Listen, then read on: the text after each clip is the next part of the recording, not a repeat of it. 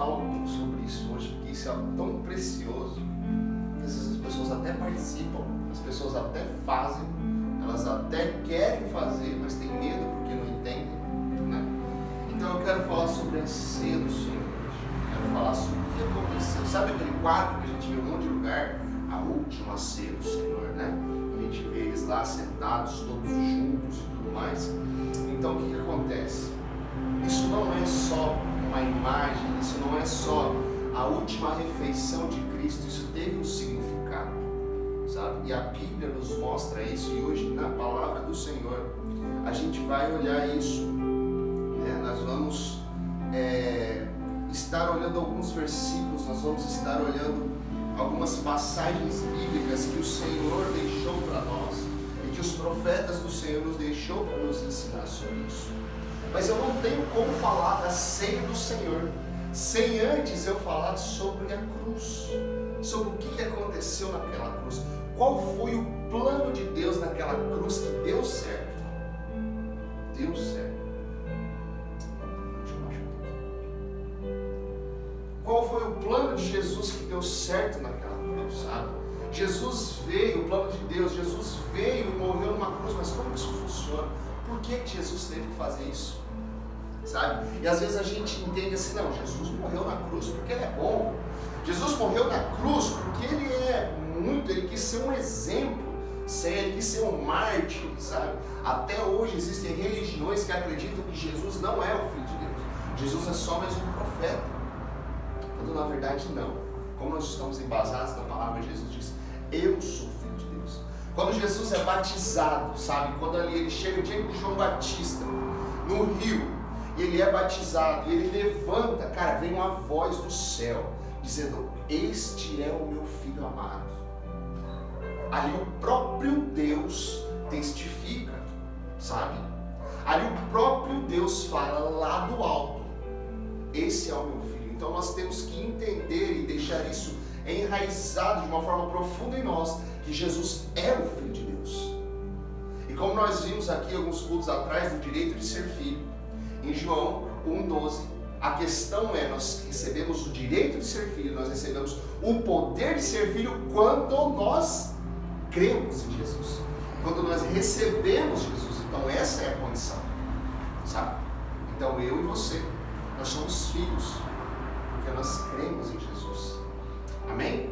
Então, para a gente poder entender um pouco mais da ceia, eu preciso falar com vocês um pouco dessa mensagem da cruz. E eu acredito que vocês vão sair daqui entendendo e o Espírito Santo convencendo dentro de vocês o quanto Jesus ama vocês. É incrível, sabe? Às vezes eu olho algumas pessoas e às vezes eu vejo que elas sabem da palavra, eu vejo que elas sabem a letra, sabem que elas leem, mas elas não foram ainda constrangidas pelo amor de Cristo. Quando nós somos constrangidos pelo amor do Senhor, quando nós entendemos o que Ele passou pelos meus erros e pelos seus erros, a gente fala, cara, esse cara me ama.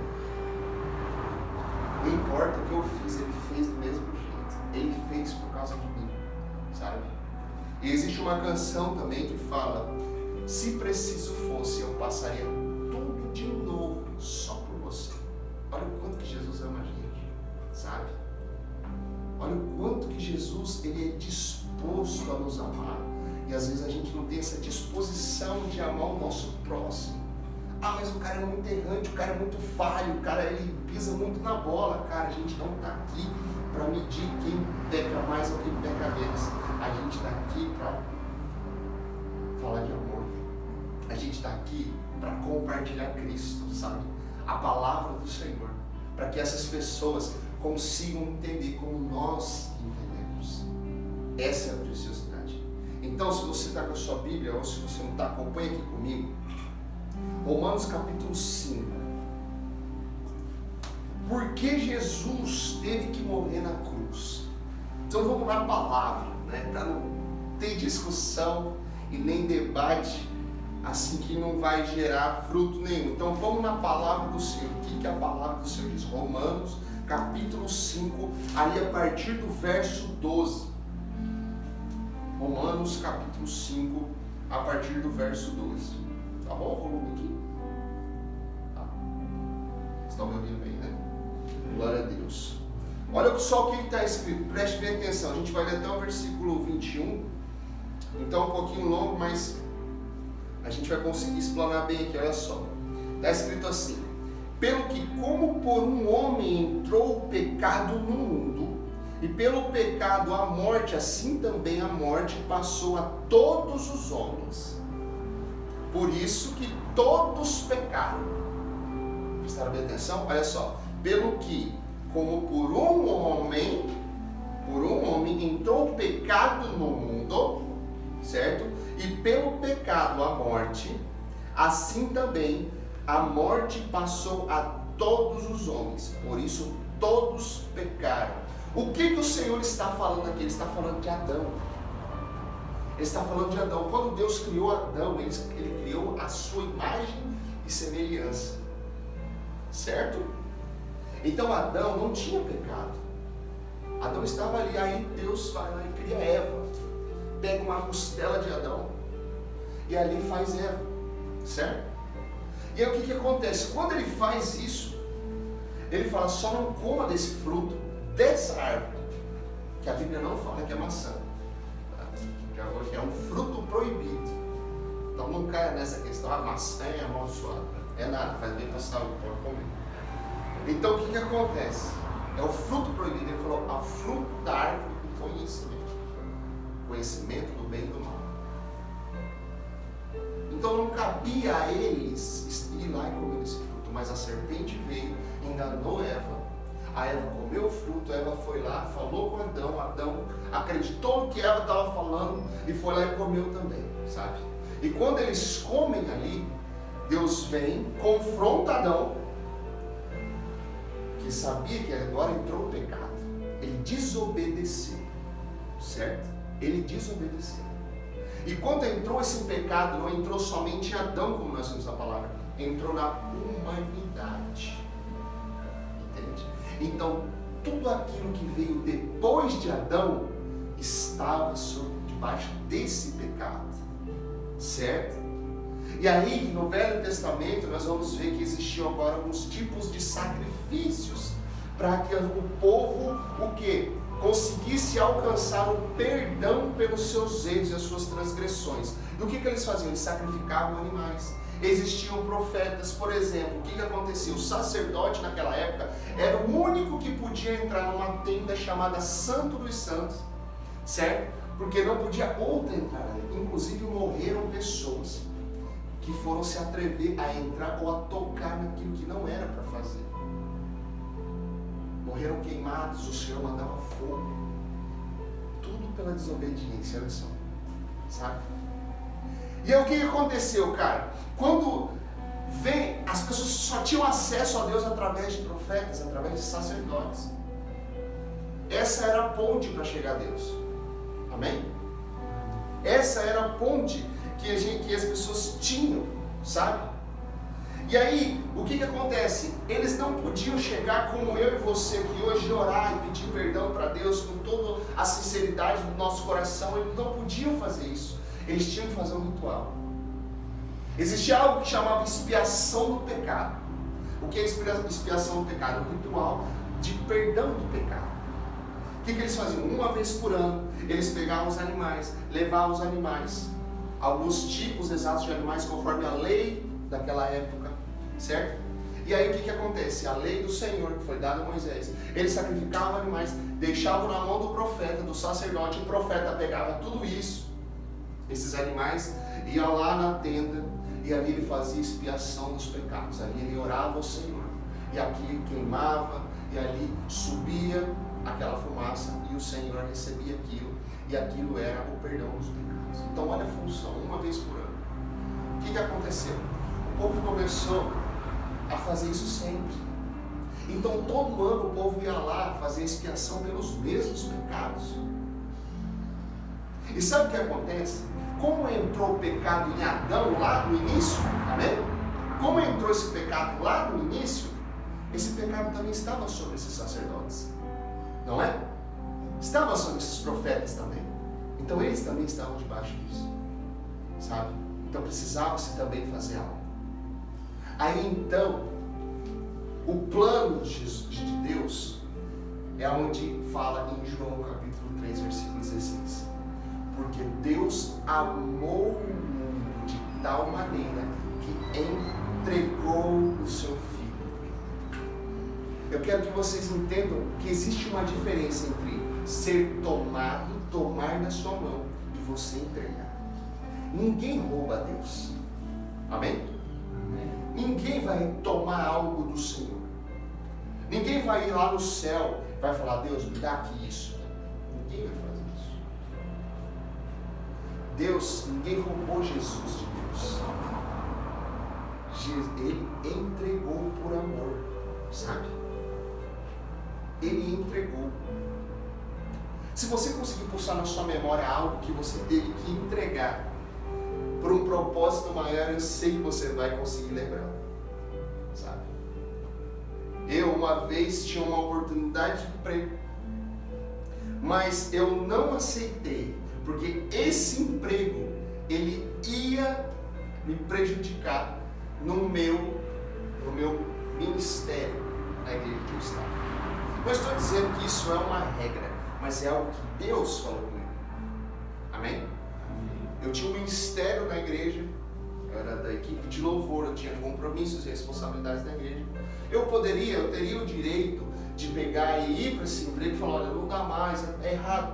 Não é, mas a partir do momento que Deus te dá um direcionamento e você desobedece, olha a palavra de novo, aí sim, você está enrolado se você não obedecer. Amém? Então o que acontece? Eu tive isso e eu entreguei para o Senhor. Eu falei: Deus, então tá bom, eu entrego isso para o Senhor, para mim não me afastar de Ti. E eu sei que a gente lidar com isso todos os dias. Sabe como? O momento que o cara te fecha no trânsito, você quer xingar ele. Você entrega essa raiva para o Senhor, essa revolta, porque ele está errado, ele ainda está buzinando para você, sabe? Você entrega isso e fala: Deus, eu te entrego isso. E eu vou abençoar, que Deus abençoe, sabe? Quando alguém passa a perna em você, sabe? Quando alguém trai, quando alguém mente. Sabe algo que me tirava muito do sério? As pessoas marcarem um horário comigo e não cumprirem. Cara, sabe? Aí Deus vai me tratando, falando: às vezes aconteceu um imprevisto. E ainda que não acontecesse um imprevisto, nós não temos o direito de amaldiçoar ninguém, mas sim de abençoar. Então que Deus abençoe. Que o Senhor ensine essa pessoa a cumprir, a falar sim, sim ou não. Você quer ver uma coisa que a gente é pego sorrateiramente? Quando alguém te pergunta horas. Agora aqui no meu relógio são 10h46. Se eu tenho um compromisso 11h30, tem alguém em casa dessa irmã: que horas são? Já são 11 horas. Não, são 10h46. Olha como que nós somos pegos nisso aí, né? Eu, às vezes, quando eu tinha que ir para a escola, eu tinha que acordar muito cedo, sabe? Eu tinha que acordar 5h15, 5 horas da manhã para pegar 3 ônibus, para me ir para a escola, que eu estava no centro. Eu morava lá num bairro longe do centro, sabe? E eu tinha que acordar, às vezes eu morava ali com a minha avó, às vezes a minha avó ia me acordar, e a gente geralmente tinha que acordar às 5 para dar tempo de fazer tudo, pegar o ônibus e chegar às 7 na escola. A minha avó já chegava e falava, ela acordava às 5h30, a gente levantava desesperado. E quando a gente se arrumava, a gente olhava ainda era 5h15, a gente já estava pronto, sabe? Entendeu? A intenção é boa? A intenção é boa. Mas a boa intenção não anula o pecado. Sabe? É a mesma coisa do não tem nada a ver. Meu irmão, de não tem nada a ver, o inferno está cheio. Ah, isso não tem nada a ver. Não, Deus. Uma vez eu estava conversando com um amigo e ele falou o seguinte: cara, então eu estava assim com esse problema e tal, cara, eu não tive isso. Quando eu tive que mentir, Deus me entende. Eu falei: te entende? Será? Falei, não, pensei comigo, será que entende? Eu acho que ele entende que mentira é pecado e que a verdade não é. Deus entende que eu tive que mentir, Deus entende que eu tive que roubar, Deus entende que eu tive que fazer isso. Meu irmão, garanto o sucesso. E por mais que doa e seja desconfortável, faça o que é correto. Sabe por quê? Porque se eu faço o que é correto, eu como filho tenho o direito de me chegar diante do Pai e falar: Pai, Tu sabes que eu estou me esforçando para fazer o que é certo. Mas se eu erro, que direito que eu tenho de chegar para o Senhor e exigir? Poxa Deus, eu fiz errado, mas o Senhor viu como estava complicado. É como se eu falasse assim: Deus, nem o Senhor podia fazer nada quanto a isso. Entende? A nossa expressão, o que sai da nossa boca, às vezes representa o que a gente acredita. Sabe? A Bíblia fala que a boca fala do que o coração está cheio. Certo? Então analise o que tem saído da sua boca. Analise o que tem saído da sua boca, principalmente no automático, sabe? Sabe quando no automático você estoura? Ou quando você fala um palavrão? Ou quando assim ou não se dá numa situação você mente? Você precisa analisar isso e pedir ajuda para Deus, porque Ele vai te ajudar a mudar isso. Sabe por quê? Porque Ele tem poder para isso. Ele tem poder para fazer isso. Em mim, em você, em qualquer um. A partir do que a gente abre essa porta aqui, para o Senhor entrar, sabe? A Bíblia fala: pedi sabedoria e ela será dada deliberadamente. Por que Salomão foi conhecido como o homem mais rico de toda a terra? Porque no momento em que Deus chegou para ele e falou: Salomão, peça o que você quiser para mim. O que você quiser, peça para mim. Ele falou: Senhor, dai-me sabedoria para que eu possa reinar com justiça sobre esse povo. Olha o pedido desse homem. Às vezes, se Deus falasse isso para nós, para algumas pessoas, ela fala: Deus, me dá uma riqueza infinita. Me dá uma juventude que não acabe. Sabe? Me dá uma esperteza para que ninguém me engane. Sabe?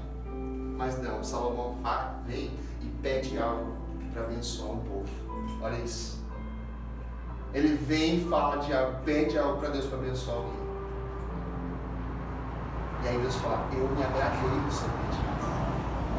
Eu me agradei. Tiago fala: pedis e não recebeis, porque pedis mal, porque pedis para o vosso próprio prazer, para o vosso próprio gozo, para o vosso próprio interesse. Olha isso. A gente precisa estar alerta e analisar o que sai da nossa boca, analisar o que nós estamos pensando e meditando, sabe? Nós precisamos ter esse cuidado. Cara, o que eu falei hoje? Cara, olha só como eu agi diante dessa situação. Senhor, eu estou sentindo incomodado com isso. O que eu tenho que fazer? Eu tenho que pedir perdão? Da próxima vez, como eu devo proceder? Como eu devo agir? Está na dúvida? Crônicas 20:20 fala o seguinte: ouvide os seus profetas e prosperareis. Pastor, o que o senhor está achando? O que o senhor acha dessa situação? Sabe por quê? Porque às vezes nós trocamos informações que nos ajudam. Não é só vocês que aprendem comigo, eu aprendo muito com vocês também. Você entende? Isso é um coração humilde, é um coração de servo, sabe? Como eu sempre digo, eu não sou pastor, por isso eu sirvo, não. Eu sirvo, por isso eu sou pastor. Ah, mas o senhor sempre quis ser pastor de jeito nenhum. Eu não tinha isso aqui, não. Eu só resolvi obedecer.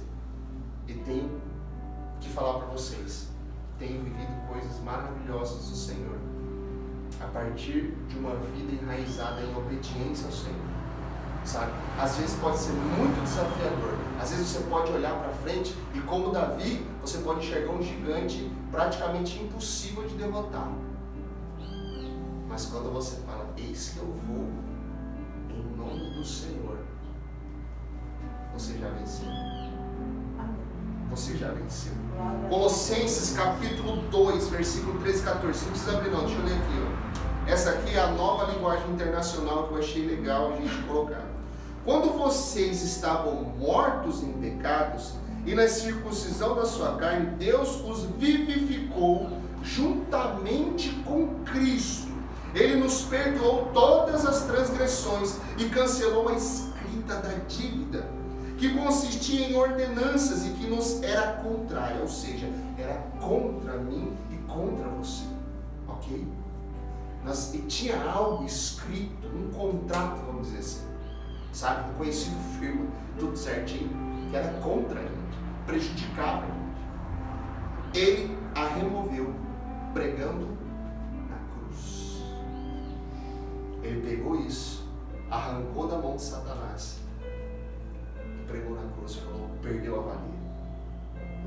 Perdeu a validade. Olha só, perdeu, você já não tem mais direito, sabe? Quando o diabo chegar lá na frente da sua casa, bater palma e falar, aqui ó, eu tenho algo para você fala, isso aí não vale mais. Aleluia, glória a Deus. Isso aí não tem mais valia. Isso aí não pode mais me afetar. Não pode fazer mais nada na minha vida, sabe por quê? Porque isso aí foi pregado na cruz, sabe? Sabe um erro que talvez nós cometemos no passado e que o diabo fica acusando a gente na mente? Quando eu aceito Jesus, me arrependo, me converto às minhas ações, Jesus pega esse erro, prega na cruz. E aí, já era. Isso é maravilhoso. Olha que tamanho amor e misericórdia. Olha que tamanho amor e misericórdia. Sabe? E isso aí não é só para um momento. Isso aí é para as nossas vidas. Sabe por quê? Porque nós continuamos pecando. A Bíblia fala o seguinte, que aquele que diz que não peca, já está pecando. Porque eu e você não somos perfeitos. A gente ainda está aqui nessa terra, a gente tem carne ainda. Tem vontade, sabe? Às vezes a gente pisa na bola. Mas a gente tem Jesus, que morreu numa cruz, para que nesse momento a gente possa pedir perdão e ser perdoado. Glória a Deus. Olha que obra nessa cruz. Aleluia, Jesus. Olha a obra. O que Jesus fez naquela cruz? Meu irmão, quero explicar um pouquinho para você. Olha só. 1 Pedro, capítulo 2, versículo 24 e 25, essa versão aqui é a Almeida Corrigida Fiel. Olha só o que ela diz. Levando ele mesmo em seu corpo os nossos pecados sobre o madeiro, a cruz, para que mortos para os pecados pudéssemos viver para a justiça. Nós morremos para o pecado, agora nós vivemos para a justiça. E pelas suas feridas fostes sarados. As feridas que Jesus teve, nós fomos sarados. Outras versões dizem nós fomos curados. Mas agora tende voltado ao pastor, o bispo das vossas almas. Amém? Deixa eu te explicar um pouquinho sobre o que Jesus sofreu naquela cruz. Quem já assistiu aqui o filme A Paixão de Cristo? Cara, hoje é um bom dia para você assistir de novo. Entende? Olha só, Jesus, a crucificação na época era o pior jeito de ser morto naquela época. Os romanos desenvolveram isso. Era o pior jeito de ser morto, porque não era só morto, sentia muita dor e era humilhado, era crucificado no mundo. Só os piores bandidos, só os mais assim assombrosos, eles morriam daquele jeito e Jesus morreu dessa forma. Só que antes de ser crucificado, Jesus passou por um momento que ele foi surrado, sabe? Olha, eu vou falar para vocês um negócio. Minha mãe está aqui. Eu já apanhei de cinto. E eu vou falar, eu não gostei não. Eu já apanhei de chinelo. Eu também não gostei não. Já apanhei da pior coisa que eu acho, que é de varinha. Que aquele trem não quebra, meu irmão. Não quebra. Sabe? E ele chega arriscando, sabe? Ele deixa aquela cicatriz, que a hora que você vai fazer de novo, você dá uma olhada assim, você fala, não, deixa eu quietar um pouco, sabe? Não estou falando dessas outras coisas, desses loucos aí de agressões, não. Estou falando de correção, sabe? E eu não gostei. Olha só, eu não gostei. Incrível, né?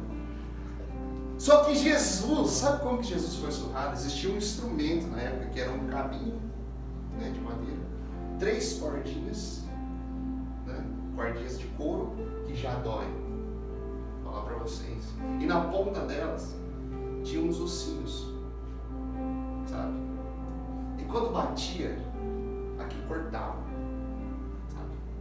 Aquilo lá cortava, doía muito. Vocês devem imaginar.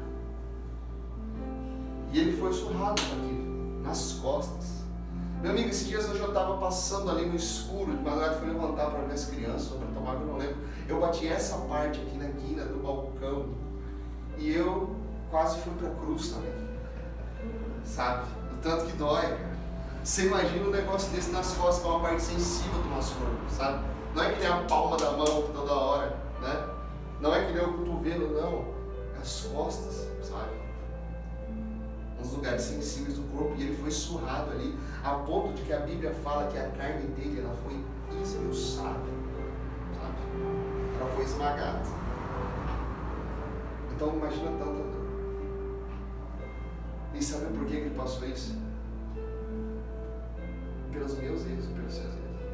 Ele não teve erro. Ele não fez nada para passar por aquilo. Ele não fez isso. Sabe o que ele fez? Sabe o que isso significa? Significa que eu e você, nós estávamos amarrados numa linha de trem. E vem um trem desgovernado na minha e na sua direção. E você olha aquele trem e fala, meu amigo, isso vai explodir o meu corpo, isso vai me destruir, vai passar por cima de mim, isso vai me matar. Não tem jeito, está destinado, está vindo na minha direção e eu não tenho como sair. Sabe o que aconteceu quando Jesus entrou? Jesus entrou, tirou você e entrou na frente.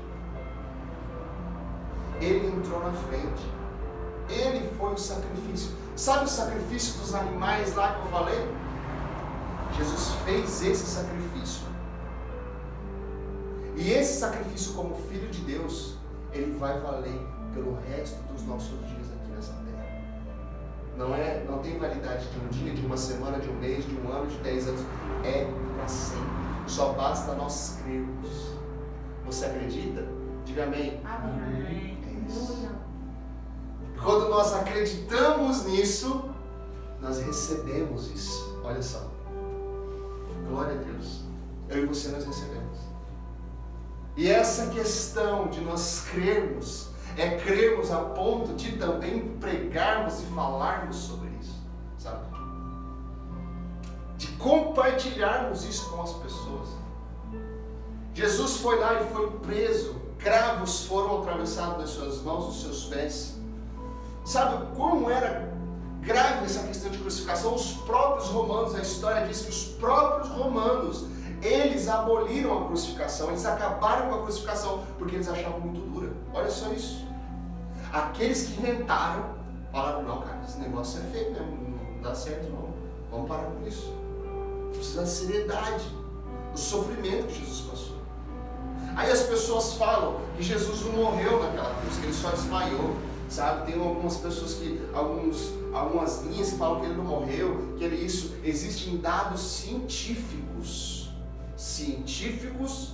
que mostram que Jesus morreu na cruz. Você quer entender um pouco mais sobre isso? Leia um livro chamado leia um livro não, tem um livro também, mas tem um filme no YouTube chamado Em Defesa de Cristo. Lá, um homem ateu experimenta querer provar que Jesus não morreu na cruz. E ele vai nos cientistas. E o cientista fala, meu amigo, através da ciência é comprovado que Jesus morreu. Sabe uma coisa que é interessante? Se os soldados que estavam ali em volta permitissem que o crucificado descesse da cruz sem estar morto, eles eram punidos. Então eles tinham que ter certeza. Por isso que vai um soldado e crava uma lança em Jesus. Ele queria saber, só vai descer daí se tiver morto, porque senão quem vai morrer sou eu. Então ele garante sucesso, sabe? Senão ele ia pagar. E aí Jesus morre naquela cruz, por mim e por você. Então, resumindo a história da cruz, lá em Adão, primeiro Adão, como nós dizemos, entrou o pecado no mundo. Veio Jesus Cristo, Filho de Deus, o segundo Adão, e morreu para consertar isso e para dar oportunidade para que eu e você pudéssemos ter o livre-arbítrio e escolher. Entenda, Jesus respeita a sua opinião. Jesus respeita a sua escolha. Ele não entra omitido. Ele não vai chutar a porta, vai entrar e vai falar, tem que ser assim do jeito que eu quero, não. Ele vai te fazer um convite, sabe? Sabe uma das coisas que eu vejo nas igrejas, que a gente precisa tomar cuidado, é que a igreja, ela tem um discurso de você tem que ser. Quando na verdade o discurso deveria ser: você pode ser, se você quiser. Porque o tem que ser te impõe algo, te gera um peso, te gera um jugo religioso, te gera algo que desconforta, que te assusta. Mas quando eu falo, cara, se você quiser conhecer mais Jesus, se você quiser ser mais abençoado, se você quiser andar mais no sobrenatural do Senhor, comece a ler, a aprender, a entender e a praticar. A fé vem pelo ouvir. Amém? A fé vem pelo ouvir. Então, eu e você, nós podemos ser aquilo que o Senhor quer que nós sejamos nele. Existem princípios a serem seguidos? Sim. Existem regras do Senhor? Sim. Mas você, se quiser, você se submete ao Senhor de Deus, à autoridade do Senhor, sabe? Ele sendo Deus, a Bíblia fala que a misericórdia dele se renova cada manhã. Glória a Deus. A cada manhã. Toda vez que você vê o sol nascer de manhã, você pode fechar os seus olhos e falar: a misericórdia do Senhor foi renovada. Aleluia.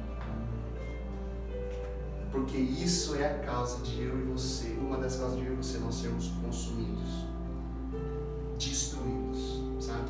Então sabe quando você teve aquela noite péssima, aquele dia péssimo, sabe? Você pisou na bola e tal, você vai dormir, você acordou no outro dia, você pode dobrar o seu joelho e agradecer pela misericórdia do Senhor. Fala: Deus, muito obrigado, porque o Senhor teve misericórdia. Perdoa os meus erros, me ensine, me dá forças, me capacite para não fazer mais. E vamos que vamos, que o louvor não pode parar. Aleluia. Aleluia. Jesus fez algo por nós naquela cruz que ninguém mais vai fazer. Eu, como homem pecador que sou, como carne, como humano, eu às vezes vejo alguém fazendo algo por mim ou por um dos meus filhos, me gera uma gratidão por aquela pessoa, sabe? Eu sei que existem pessoas ingratas, mas quando nós estamos no Senhor, nós começamos a aprender o que é gratidão, sabe? Nós aprendemos que primeiro vem a gratidão, depois a petição. Ficar pedindo, não, primeiro nós agradecemos, porque nós já temos muita coisa que a gente nem merecia ter. Amém? Amém. Então nós agradecemos. Por isso que o nosso culto, a gente sempre começa com louvor e adoração de agradecimento ao Senhor. A nossa principal propósito aqui é nos reunirmos para cultuar a adoração a Ele por tudo aquilo que Ele fez, principalmente na cruz. Se nós viemos no culto com a primeira intenção de pedir, nós estamos correndo um sério risco de que eu e você, quando alcançarmos isso, a gente se esfrie na fé. Porque quando eu quero tanto uma coisa, eu começo a endeusar aquilo. Quando eu quero tanto algo, eu quero tanto um violão, Deus me dá um violão, eu quero tanto violão. E quando eu receber o violão, eu corro um sério risco de pegar e praticar tanto esse violão e parar de orar. Parar de ler a Bíblia. Parar de ter um momento com o Senhor. Mas quando eu sou grato, Senhor, eu sou grato por Ti. Eu sou grato por tudo que o Senhor tem feito. Pai, eu gostaria de um violão para Te adorar, eu gostaria de aprender a tocar violão e tudo mais e tal e tal. Um dos meus principais motivos para aprender a tocar violão foi orar cantando. Ah, mas como eu queria sentar dentro do meu quarto sozinho e tocar uns louvores e chorar no Senhor. Como eu queria fazer isso. E o Senhor me deu graça. E como Ele fala que os sonhos dele são maiores do que os nossos, que os planos dele são maiores do que os nossos, Deus começou a me dar músicas, a me ensinar a tocar melhor, a cantar melhor, tudo para Ele. Glória. E eu rejeito todo reconhecimento de que eu sou bom. Eu não sou bom. Quem é bom é Ele. Glória. Que me capacita. Sabe? Aleluia, Jesus. Eu rejeito toda adoração para mim, que talvez eu fale bem, que talvez eu toque bem, que talvez eu cante bem, que talvez eu sei lá o que eu faça bem. eu rejeito essa adoração, porque toda adoração deve ser dada a Deus. Então, se você é bom em alguma coisa, use isso para adorar a Deus. Use isso para adorar o Senhor, para representar Ele bem aqui nessa terra. Eu e você, nós recebemos um presente precioso naquela cruz, sabe? Então nós entendemos isso agora. E agora nós podemos entrar um pouco nessa tal da ceia do Senhor. Essa ceia que às vezes tem tanto medo, às vezes tem tanta, sabe, frieza, que às vezes as pessoas falam, é só mais um ato religioso, quando na verdade não é. E eu queria, se você puder abrir comigo no livro de Marcos, capítulo 14. Marcos, capítulo 14.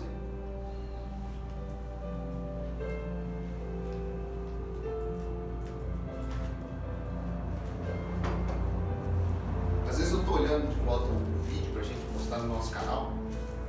É incrível como que a gente tem um jeito de caipira aqui no Mato Grosso do Sul. Marcos, capítulo 14. Impressionante, a gente vê às vezes esses caras pregando tão bonito. Amém, que Deus tenha misericórdia de nós. Eita Jesus. Marcos capítulo 14. Vamos assim, a partir do verso 12.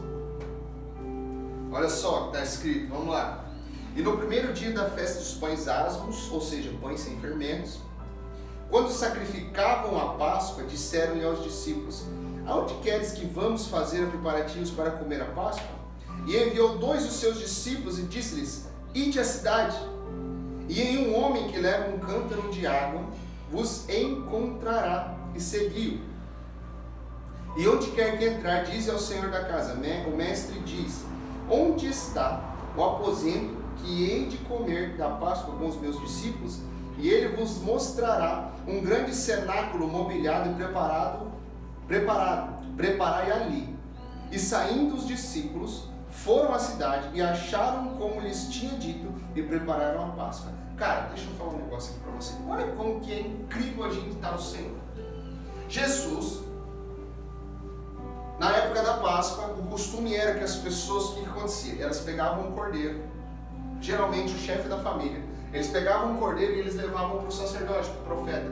O profeta ali pegava, abençoava aquilo ali, né? Pegava como sacrifício e tudo mais, e devolvia, né? Ele abençoava e devolvia para o pai de família. O pai de família pegava, ia lá e colocava de volta na mesa, e ali ele orava, abençoava aquele alimento que eles comiam. Geralmente era feito com mais de uma família em uma casa. 2, 3 famílias faziam essa, era um ato, era algo que todos ali, judeus principalmente, faziam esse ato da Páscoa. E Jesus também, sabe? E o que aconteceu? A festa dos pães asmos era antes da Páscoa. Então os discípulos falaram: poxa, vai ser a Páscoa amanhã, nós precisamos preparar um lugar, uma mesa, para que nós possamos, né, fazer o ritual da Páscoa, certo? E aí eles falam para Jesus: onde nós vamos fazer? Porque Jesus não tinha casa. Eles andavam, empregavam, ficavam na casa de um, na casa de outro e tudo mais. Eles não tinham, sabe? Jesus, aonde a gente vai? Jesus falou o seguinte: olha que loucura isso aqui. Jesus falava assim: você vai em tal lugar, você vai achar tal cara carregando um balde de água. E quando você vê esse cara, você vai seguir ele. Quando você chegar na casa dele, você vai falar para ele: ó, o mestre falou o seguinte, que você tem um lugar aqui para que a gente possa comemorar a Páscoa, preparar a Páscoa, para a gente, né, participar. E aí Jesus fala para ele, e sabe o que ele vai falar para vocês? Ele tem um lugar na casa dele em cima que tem um lugar amplo, todo mobiliado e preparado já. Ali nós vamos fazer a Páscoa, preparar ele. Meu irmão, é incrível isso, cara. Olha que loucura. Se Jesus chega e fala, vou falar para mim, que Jesus chega e fala para Daniel, vai lá em Corumbá hoje, que você vai achar um cara carregando 3 peixes. Você vai pegar o peixe, você vai falar a ele: o mestre te disse, me dá esse peixe. E nós vamos para a sua casa e nós vamos jantar esse peixe na sua casa. E lá na casa dele, Daniel, lá na casa dele, vai ter um lugar vai ter uma piscina. E nessa piscina, você vai lá. E ele vai falar para você como eunuco. Eu não entendo a palavra. E você vai explicar a palavra para ele. E ele vai falar para você o que te impede de você me batizar aqui. Olha só que loucura. Entende? Amém. Cara, quando Jesus fala um negócio para nós, o que eu acho incrível é os discípulos loucos também, eles vão, sabe? Eles vão, isso é fé, isso é obediência, sabe? Eles vão lá, eles pegam, Jesus falou, beleza, tô indo. Ou seja, eles têm certeza. Eles não passam pela cabeça deles viagem perdida. Aí, com Jesus não existe viagem perdida, cara. Não tem viagem perdida com Jesus. Eles perguntaram para o mestre dos mestres, para o médico dos médicos, para o Filho de Deus, o que nós vamos fazer? E ele falou. E sabe o que é incrível? Ele fala, ainda o cara que vocês vão encontrar, ele vai falar assim, assim, assado. Sabe, quando a gente resolve obedecer Jesus, já está tudo pronto. Glória a Deus. Quando eu e você resolvemos obedecer ao Senhor, tudo já está pronto. Olha só. Nós vamos ter que ir lá, mas tudo já está pronto, sabe? Quando nós perguntamos para o Senhor, e ele fala assim, olha, você vai ter que ir lá. E lá vai acontecer isso, e você sabe que não está pronto, porque foi o Filho de Deus que determinou. E quando ele determina, não tem quem possa ir contra, a não ser você que decida não ir, decida não obedecer.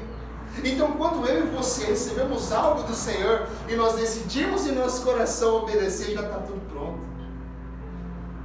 sabe? Já está resolvido, porque Jesus está no negócio. Porque Deus está no negócio, aquele que tem todo o poder já está no negócio. Quando Jesus falou para aqueles caras, para aqueles 2 discípulos, vai lá, resumindo a história, ele falou, vai que está tudo pronto. Vocês só vão lá preparar a mesa. Já tem um lugar, já tem a casa, já tem um cara que vai deixar a casa, já tem a cidade que eu vou fazer isso, já tem o bairro, já tem tudo, já está pronto. Vai lá e faz o que eu estou te falando. Talvez isso está vindo para mim e para você hoje. Quando a gente pergunta algo para o Senhor fala, pode ir, já está tudo pronto, está seguro, está tranquilo, está favorável, sabe? Aleluia. Olha só que coisa incrível, cara. Talvez você veja aqui hoje na igreja, nessa igrejinha, com uma dúvida. Deus, será que eu faço ou não faço? Deus, será que eu não vou? Eu quero dizer, se Deus falou, vai, irmão, pode ir tranquilo, pode ir seguro, pode ir sem dúvida. Não vai dar viagem perdida. Não vai dar viagem perdida. Mas se Deus falou, não vai, eu quero te dar um conselho. É melhor você não ir. É melhor você não ir. Então, se o Senhor disse algo, vai na fé, vai na certeza que aquilo vai ser. O que aconteceu com o povo diante da terra prometida? Foram 10 caras olhar a terra prometida. E quando eles olharam a terra prometida, o negócio estava totalmente crítico para eles. Sabe o que aconteceu? Eles viram gigantes naquela terra, pessoas muito grandes e fortes naquela terra. Eles viram cidades praticamente já montadas muito bem defensivamente para a guerra. Eles viram tudo, mas eles conseguiram observar também o tamanho do fruto. E o fruto era tão grande que a palavra de Deus fala que um cacho de uva precisava de 2 homens para carregar, sabe? E aí desses 10 veio diante de todo o povo 8 desses 10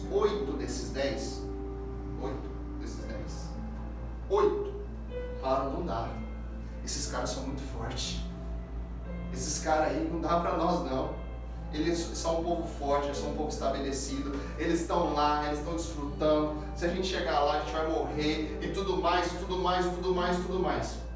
Aí vem Josué e Caleb fala assim, vocês não estão lembrando do que Deus falou não? Deus falou que já é nosso. Glória a Deus. A gente só tem que ir, cara.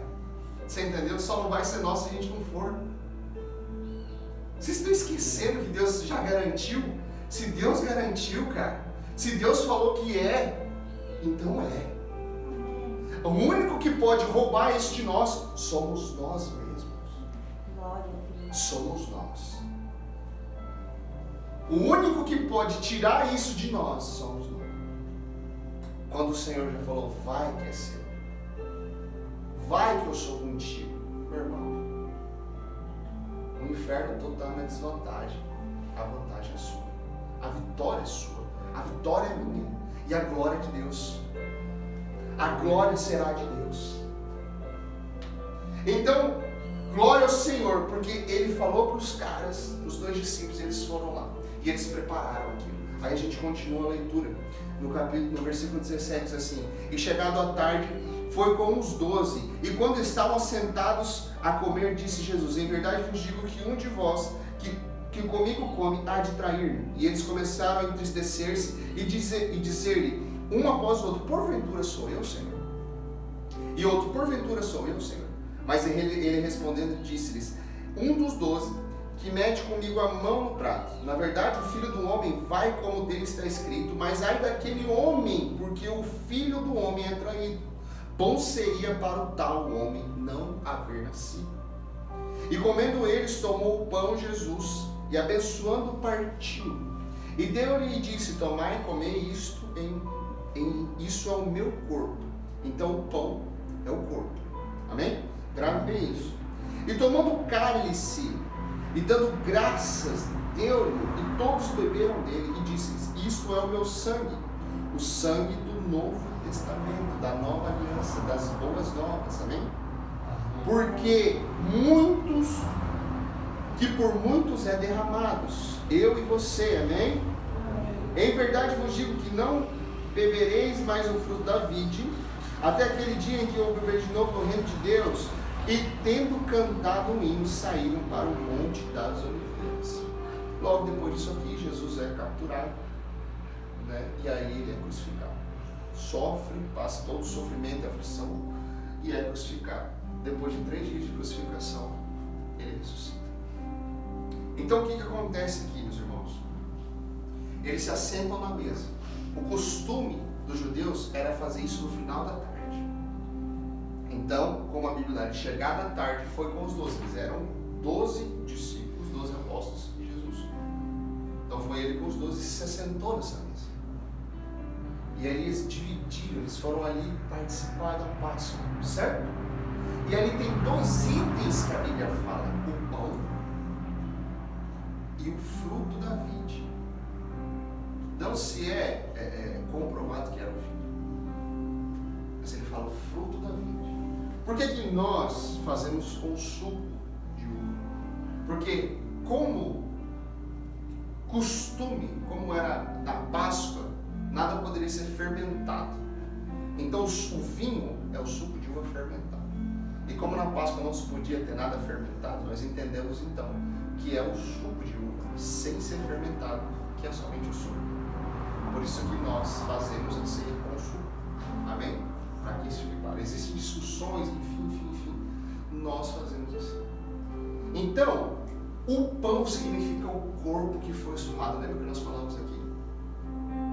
Então, esse pão significa isso. O vinho significa o sangue, a morte dele. Pelo quê? Pelos nossos pecados. Exatamente. Pelos nossos pecados. Esse sangue representa um novo tempo sobre nossas vidas. O tempo da graça. O que é a graça? É o favor que eu e você não merecemos, mas nós temos. Amém? Glória a Deus. Nós temos Ele. Esse é o sangue do Senhor. E Ele é representado pelo cálice, pelo nosso suco de uva aqui. Amém? Então, nós vamos a entender o que é o suco e o que é o pão, o que eles representam. Certo? O que eles representam. E aí as pessoas falam: mas quem pode tomar ceia? Quem pode tomar ceia? E o que acontece? As pessoas falam que só aqueles que são batizados podem tomar ceia. Só aqueles que têm um cargo na igreja, título que pode tomar ceia. Nós não cremos assim. A palavra do Senhor diz, em 1 Coríntios 11, ali do 23, versículo 23 em diante, ele diz o seguinte: analise-se o homem a si mesmo. Então nós temos que nos analisar a nossa vida. Antes de nós participarmos da ceia aqui hoje, nós vamos ter um momento em que você vai fechar os seus olhos e vai analisar a sua vida. O que você tem feito, o que você tem praticado. Certo? E quando você fizer isso, você tem o direito, pela cruz, de pedir perdão agora e ser perdoado agora. Quem crê nisso? Amém? É isso. E isso, quando você crê no sacrifício de Jesus, você se torna o quê? Você se torna filho. Você recebe o direito de ser filho. Amém? E quando eu recebo o direito de ser filho, eu também recebo o direito de estar à mesa com o meu Pai. Amém? Você não é mais estranho. Sabe? Na época, o que acontecia? Não recebia qualquer um na mesa. Você se assentar na mesa com alguém era um ato muito íntimo. Muito íntimo. Certo? E esse ato íntimo não se fazia com qualquer um. Alguém estava passando na rua, chamava para sentar à mesa, não. Então é isso que está acontecendo conosco agora. Jesus nos chama porque nós somos filhos. Senta à mesa e participa comigo. Amém? Jesus fala o quê? Por que nós devemos fazer isso? Isso já não foi feito uma vez, porque o Senhor fala lá em 1 Coríntios capítulo 11, que ele diz o seguinte: fazei isso em memória de mim. Então é para nós fazermos, por quê? Não é simplesmente um ato para lembrarmos do Senhor, é um ato para nós refletirmos o que o Senhor fez. Amém? Por isso que todo segundo domingo do mês nós participamos da ceia do Senhor, porque nós vamos ficar fazendo isso como filhos, em memória do Pai, em homenagem ao Pai. Você entendeu? É uma confissão pública do que nós acreditamos também. Por isso que nós fazemos todo mês isso, todo mês nós participamos da mesa do Senhor. Porque isso ele falou: façam isso em memória de mim. Mas criança pode participar da mesa? Criança pode participar da Santa Ceia? Eu quero dizer para vocês, criança tem pecado? Não. Do que ela é? A Bíblia fala que nós temos que ser como as crianças. Que se nós não formos como as crianças, nós não vamos entrar no reino dos céus. Então, se as crianças não podem participar da ceia, muito menos eu e você. Porque nós vamos nos analisar, amém? A criança, ela tem uma idade da inocência, que nós consideramos 12 anos. Então, até os 12 anos, elas são inocentes. Sabe? O que nós não podemos fazer, que a palavra do Senhor nos avisa e ela nos dá uma advertência, é que nós não podemos tomar a ceia de forma indigna. Como é de forma indigna? Quero dizer para vocês, quando você não quer se arrepender do seu pecado, sabe? Quando você quer tornar esse pecado de estimação, sabe? Pecado de estimação. Não, o restante eu perdoo, mas esse aqui não tem jeito, esse aqui é meu. Não é seu, sabe? Quando você não quer mudar, quando você não quer fazer parte da mesa do Pai, aí você não deve tomar ceia. Mas se você quer, se você está se analisando, pedindo perdão do Senhor, você tem o direito, amém? O direito de participar da mesa do seu Pai. A palavra do Senhor diz isso para nós. A palavra do Senhor nos ensina isso. Amém? Eu e você. Então nós precisamos o quê? Entender. Forma indigna de participar também é participar sem ter um entendimento. Sabe? Estou participando, todo mundo está fazendo. Sabe aquele, o cara que entra na carreata, não sabe nem o que é, mas está gritando. O cara que não sabe nem o que está acontecendo, mas está no meio. Essa é a forma indigna. Nós precisamos entender. E é isso que o Senhor trouxe para mim e para você hoje. Para que você entenda. Hoje, nós aqui sabemos o que isso significa. o que a ceia significa. Nós sabemos o que significa o pão, nós sabemos o que significa o cálice, o fruto da vide. Nós sabemos o que significa. Então nós temos entendimento. E quando nós temos entendimento, nós podemos também nos analisar. Amém? E diante disso, então, nós não vamos mais tomar de forma indigna, desde que nós decidimos agora se arrepender, pedir perdão pelos nossos pecados e se arrepender. Porque o Senhor é fiel e justo. A palavra do Senhor diz o seguinte: aonde 2 ou mais estiverem reunidos em meu nome, ali eu me faço presente nele. Deus está aqui. Amém. Jesus está aqui. Sabe? Ele está aqui. E se você pedir perdão, a própria palavra diz que Ele é fiel e justo para perdoar os nossos pecados, pegar todos eles e jogar no mar do esquecimento. Aleluia. Aleluia. Então, se alguém vier lembrar do que você fez, você fala: não, isso aí já está lá no mar do esquecimento. Vai lá. Quer ir lá, vai lá. Comigo já não tem mais. Jesus esqueceu. Se você quer lembrar, você está fazendo o papel do inimigo, você está fazendo o papel do diabo. Amém? Amém. Então nós agora, eu e você, nós temos esse entendimento, nós podemos. Só que eu quero deixar algo aqui para vocês, que eu acho muito precioso na ceia. Às vezes nós erramos de uma forma, aos nossos olhos, muito feia. Nós pecamos de uma forma assim, muito suja, talvez. Sabe? Jesus, nós acabamos de ler que Jesus, quando ele estava na mesa, ele falou assim: um de vocês vai me trair. Entre 12, ele falou assim: um de vocês vai me trair. O que os discípulos fazem? Eles começam a perguntar. Eles não se afastam.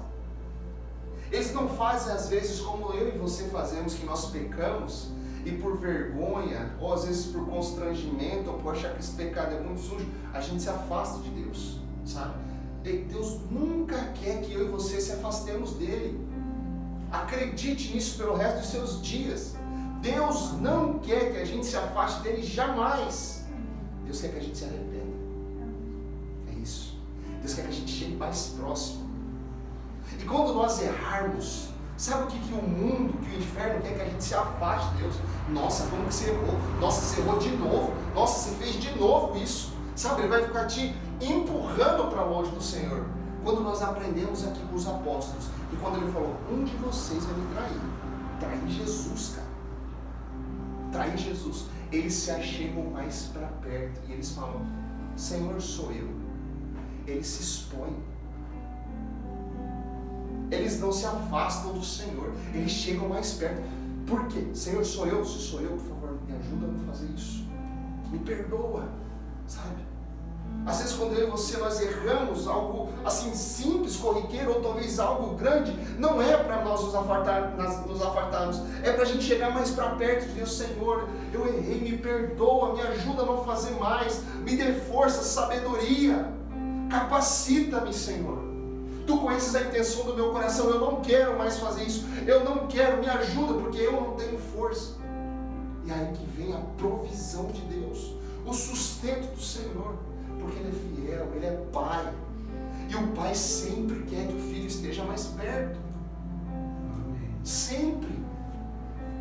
Então o nosso erro, às vezes, o que nós pecamos ou pisamos na bola, não é da vontade do Senhor que a gente se afaste, que a gente suma, que a gente fique frio, sabe, que a gente fique indiferente com Ele, não.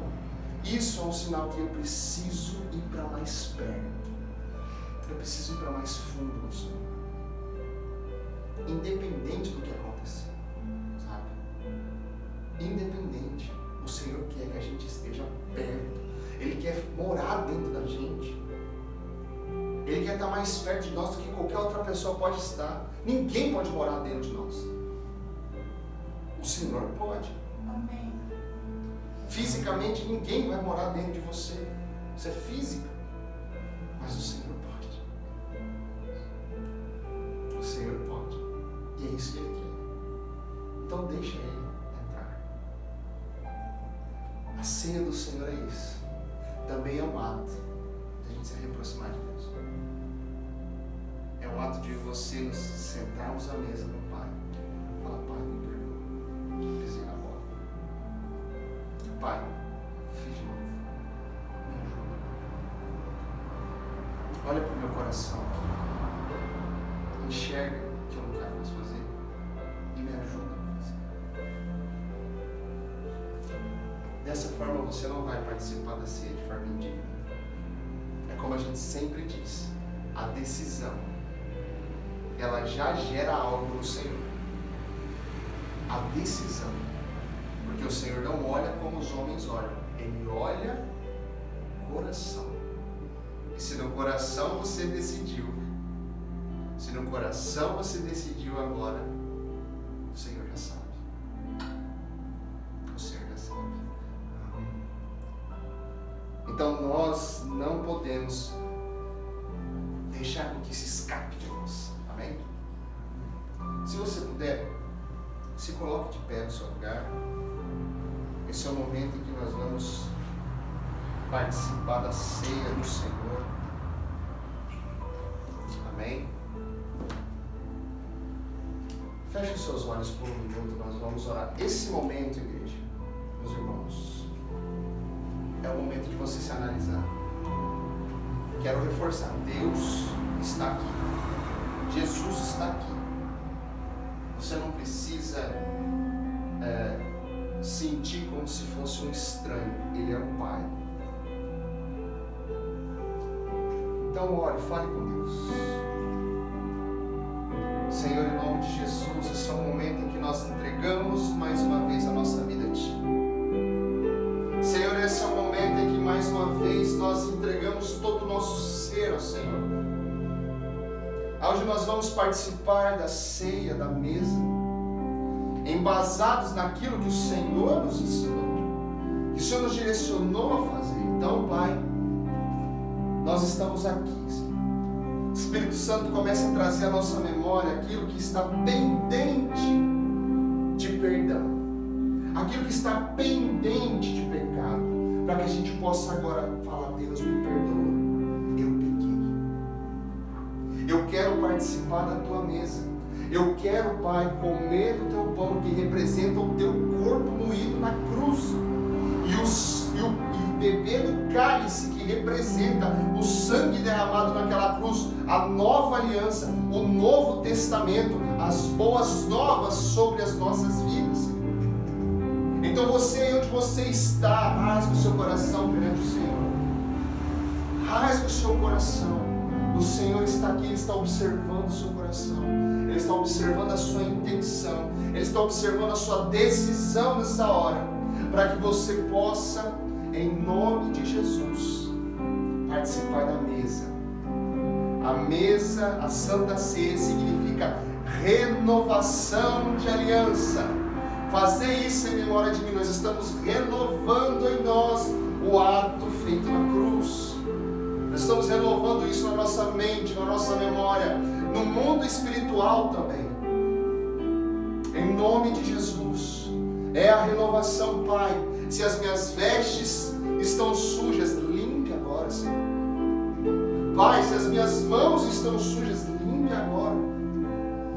Pai, se a minha mente está me sabotando, Senhor, tire tudo isso que está roubando a minha mente e coloque a Tua palavra, coloque as coisas que só tem dito para nós, em nome de Jesus, Pai. Que o Senhor venha com a Tua graça sendo derramada sobre cada um de nós. Hoje nós falamos sobre o Teu sacrifício, Jesus, e nós acreditamos e cremos, e nós aceitamos o Senhor nas nossas vidas, Pai. Então hoje nós recebemos também o direito de ser filhos, quando esse ato foi feito por nós, de aceitar o Senhor, de aceitar o Teu senhorio, a Tua autoridade sobre as nossas vidas e sobre tudo que nela há. Então, Pai, em nome de Jesus, vamos participar da mesa do Senhor. Nós vamos participar, e eu peço que o Senhor esteja com cada um aqui, em nome